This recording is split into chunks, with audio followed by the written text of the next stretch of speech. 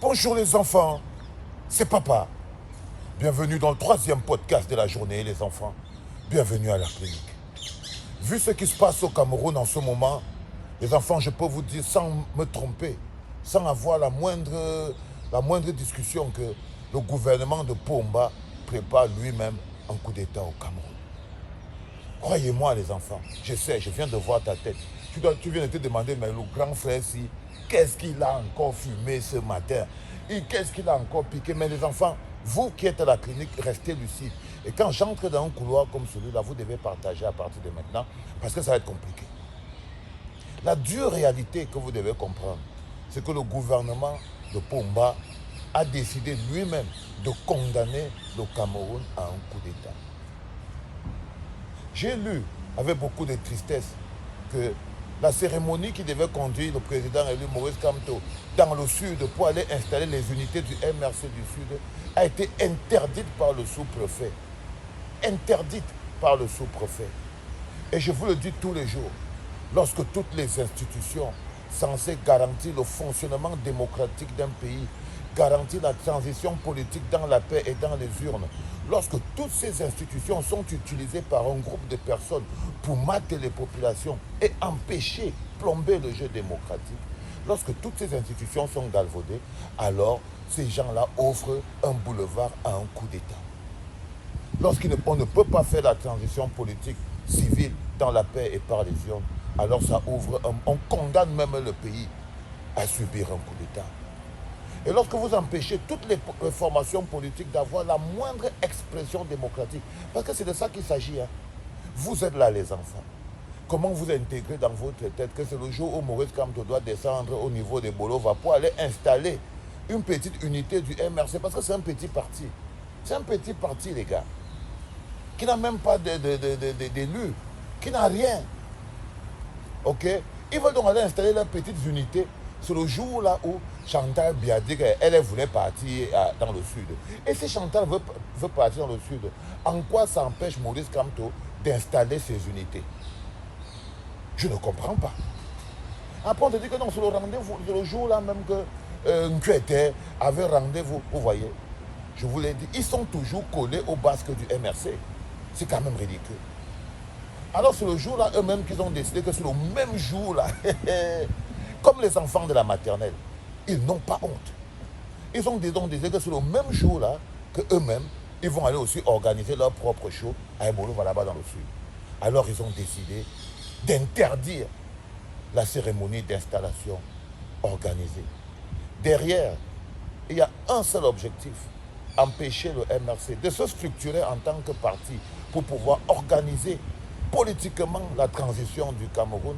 Il y a aussi un souci de ne pas pouvoir permettre au pays, le Cameroun, de se doter d'une machine politique capable de prendre et de remettre le pays sur les rails au pied levé. La seule machine politique qui fonctionne, la seule machine politique qui est basée sur un projet, la seule machine politique qui a échappé à la destruction systématique de tout l'environnement politique du Cameroun, c'est le MRC.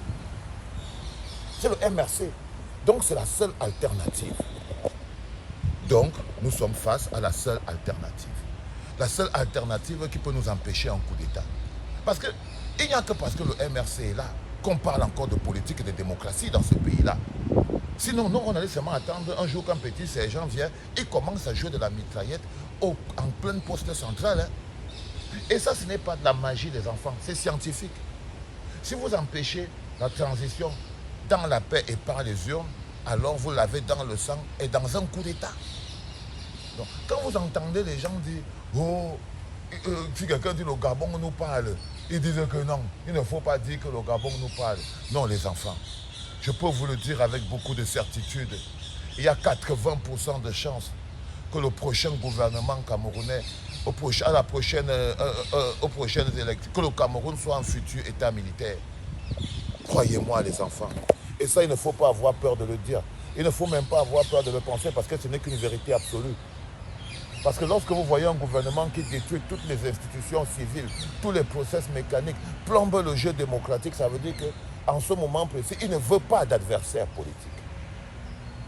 Ils ne veulent pas d'adversaire politique. Comment c'est que vous pouvez fonctionner dans un environnement ou un État, un gouvernement un parti qui est au pouvoir ne veut pas d'adversaire politique. Ils ne veulent pas qu'il y ait de jeu démocratique politique. Ils ne veulent rien de tout ça parce que c'est un jeu auquel ils ne peuvent pas participer. Ils ne sont pas structurés pour. Ils ne sont pas structurés pour. Alors, ils ont encore, comme les trembleuses qu'ils sont, parce que c'est des trembleuses, hein, la peur de Maurice Kamto est systématique. C'est-à-dire qu'ils sont restés comme s'ils se sont dit si le gars là débarque dans le sud. Et ça, c'est pour exacerber le tribalisme. Hein.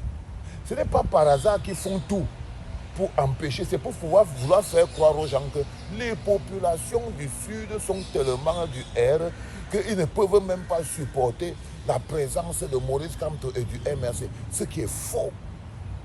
Mais il y a le besoin derrière d'exacerber cette intention tribale parce que dès l'instant où les Camerounais ne vont plus se regarder sur la base de la tribu, dès qu'ils vont commencer à se regarder sur la base des corporations, du vivre ensemble, de l'amour, de l'affection qui existe dans une nation, alors ils n'auront plus rien pour diviser les Camerounais. Ils n'auront plus rien pour les diviser.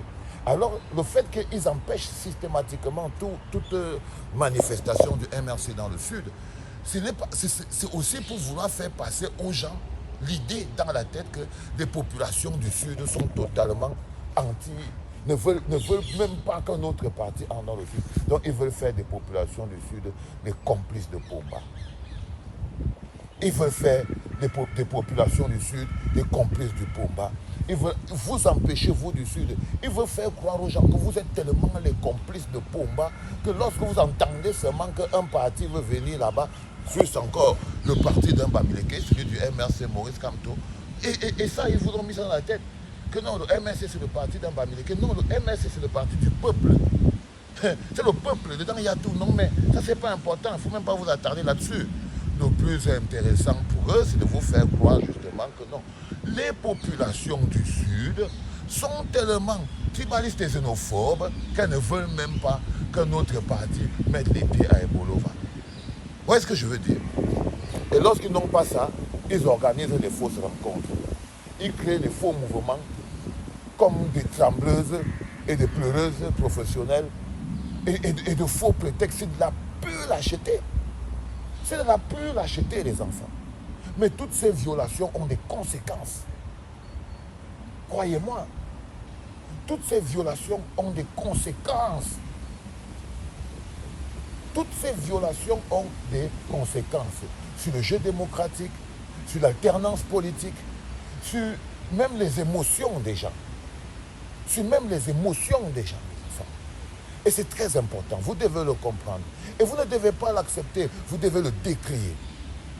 Parce qu'un gouvernement ne peut pas condamner un pays à un coup d'État militaire. C'est-à-dire qu'en ce moment précis, je peux vous dire avec assurance que non seulement on a plus de chances d'avoir un coup d'État qu'une élection au Cameroun. On a plus de chances d'aller vers un coup d'État que vers une élection au Cameroun, les enfants. Et tant que Pomba va continuer de traîner de la patte, ces bonhommes-là vont essayer de continuer de bloquer toute forme de mécanisme qui permet aux Camerounais de parler entre eux, de s'asseoir pour essayer de construire leur pays. Parce que c'est ça aussi leur projet. Il ne faut pas une table de concertation entre Camerounais pour créer un code électoral consensuel, organiser des élections qui suivent un timing libre et transparent, permettre aux Camerounais d'avoir un projet pour leur vie. Ils ne veulent pas de ça. Parce que quand on détruit toute forme d'alternance par les mécanismes démocratiques en suivant les règles, la liberté d'expression des partis politiques, quand on empêche le jeu politique d'exister, quand on interdit aux autres partis politiques d'exercer l'activité politique à l'intérieur du pays, ça veut dire que la seule chose qu'on laisse dans un boulevard, dans un couloir, c'est qu'on laisse place à un coup d'État militaire. Est-ce que vous avez compris quelque chose, les enfants? Est-ce que vous avez compris quelque chose, les enfants? Je suis sûr. Je suis sûr. Ne soyez pas surpris. C'était pas mal.